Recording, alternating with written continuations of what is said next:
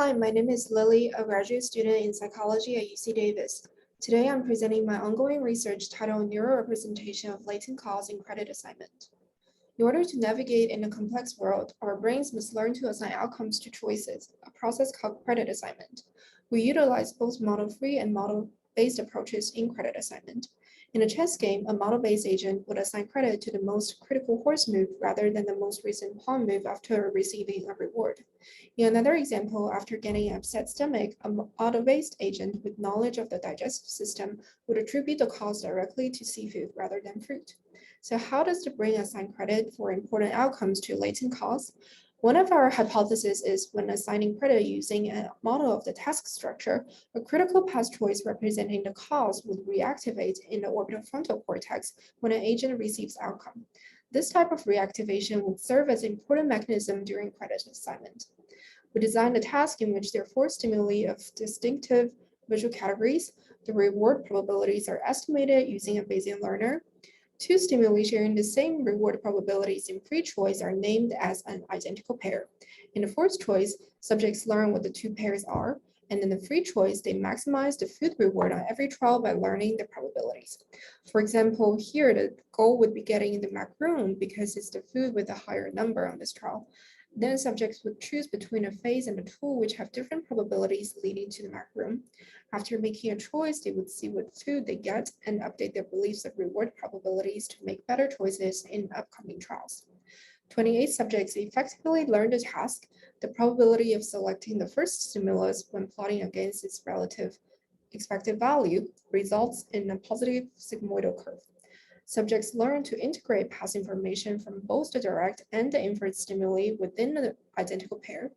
A logistic regression of past choices and outcomes predicting current choice shows significant 1-back and 2-back regression coefficients.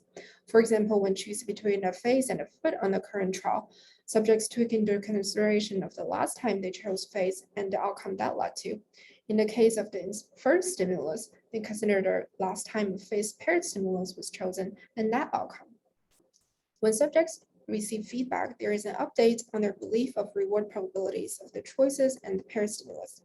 For example, when a subject receives macaroon after choosing face, there will be a confirmation signal that face and its paired stimulus have certain chance leading to macaroon during this time range. We use callback library diversions and measure from the Bayesian model to measure such belief confirmation. A univariate analysis for this measure of feedback shows significant effects in the OFC and the hippocampus, meaning these regions play an important role in learning when we update beliefs of the changing statistics between stimuli and outcomes.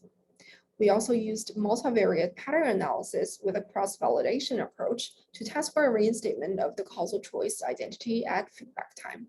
Specifically, we used a linear support vector machine to train classifiers from 2 runs and test it on the left-out run. The stimulus that's chosen is trained at the feedback time against the 3 other unchosen stimuli. Left lateral OFC shows a significant decoding accuracy relative to label shuffle permutations, consistent with the role of the OFC in choice reactivation during credit assignment. Using the same approach, we tested for a reinstatement of the inferred stimulus at feedback. The inferred stimulus to the choice is trained at the feedback against the other 3 stimuli. We found significant decoding accuracy at the right frontal polar cortex, which aligns well with the findings from previous studies that frontal polar cortex plays a role in facilitating upcoming choices.